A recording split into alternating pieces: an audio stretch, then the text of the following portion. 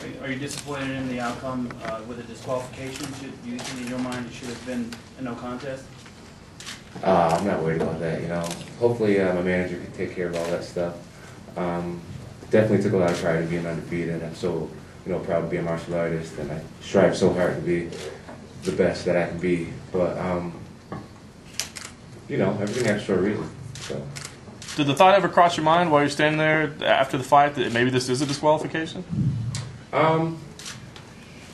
It would be nice. It would be nice if it, could have at least been a disqualification. But I try to look at everything in life for the best, and now I'm not worried about being undefeated anymore. So I can go out there and be more relaxed.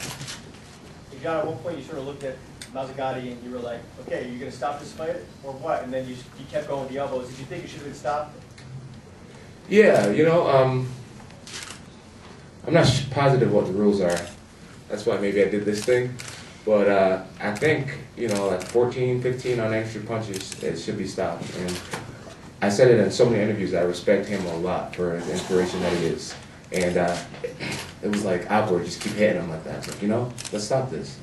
But what are you going to do? John, can you kind of walk us through from the time the fight was stopped until when they announced what was going on in your head, and did you know what they were talking about, or what was happening?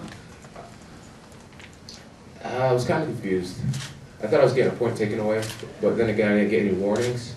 So I was just like, I wasn't really positive, what was going on. I don't know. Did you, when they announced the decision, did you expect them to say you had won, or did you already know at that point that you had I thought I won. I thought I won. Right. And when they said I lost, I was like, no, this can't be happening.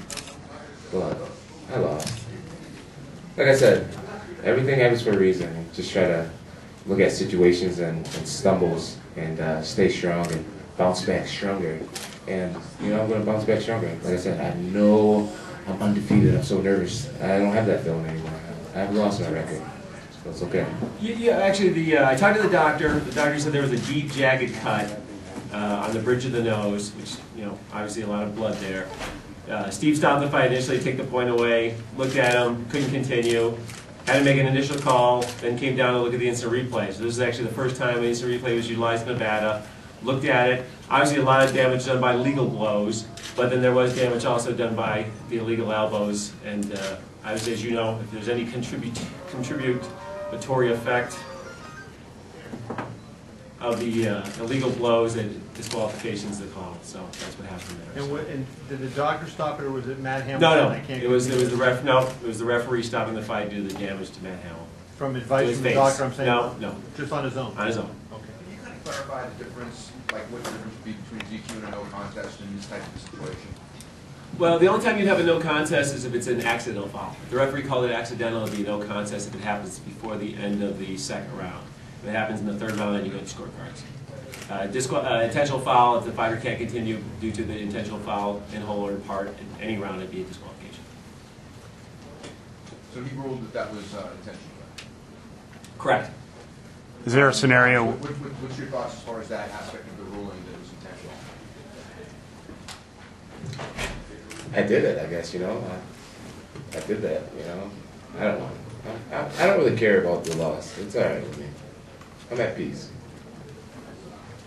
Is that something you've ever been coached for or against? I mean, have you ever caught yourself doing that in practice and say, hey, wait a minute, don't throw a downward elbow, you can't do that? No, not really.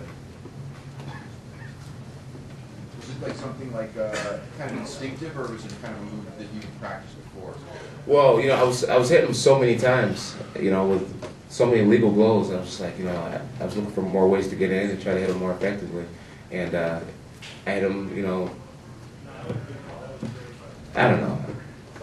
I hit him so many times, and they didn't stop it. So it just kept going. It definitely came instinctively, come down the middle, and. You said you were going for a more effective blow. Are you thinking about making him bleed, sort of make the referee understand that he is in a bad position? Yeah, I was just hitting, so hard with legal shots, and I didn't, realize that it was an illegal shot that I was hitting with towards the end. So I was like, does this not work anymore? I was hitting. I don't know. You guys count on your own time. I think I hit him so many times, and I just didn't understand why it wasn't getting stopped. I'm like, is he waiting for me to gas or something? Like, what is this? I looked at him like twice. I was like, why am I still hitting this guy? Keith, do you have any concerns that maybe it should have been stopped before those illegal strikes? No, I don't think so. I mean, if you look at the end of there, a lot of nice blockage by Mr. Hamill. I think in the end, there was also damage, of course, to the shoulder that didn't come into play with the stoppage. But I think that was a lot of the damage too done with a nice move by Mr. Jones here. At the end of the day, you had the illegal elbows, cut them up, and that was why it was stopped. The only call you can make in that situation is a disqualification. And I told Mr. Jones earlier, I don't think there was any ill will or anything like that. They definitely were illegal. They definitely were intentional fouls, but it wasn't thrown with any type of malice. So definitely no discipline or anything like that against him. He had a fine performance tonight. Keith, to clarify, Matt Hamill wasn't consulted at all regarding the stoppage? That was totally the referee's decision? No, that was the referee able to, once Mr. Jones got off Mr. Hamill, took the point away. When he went back to check on Mr. Hamill, he saw he wasn't in condition because of the facial wounds.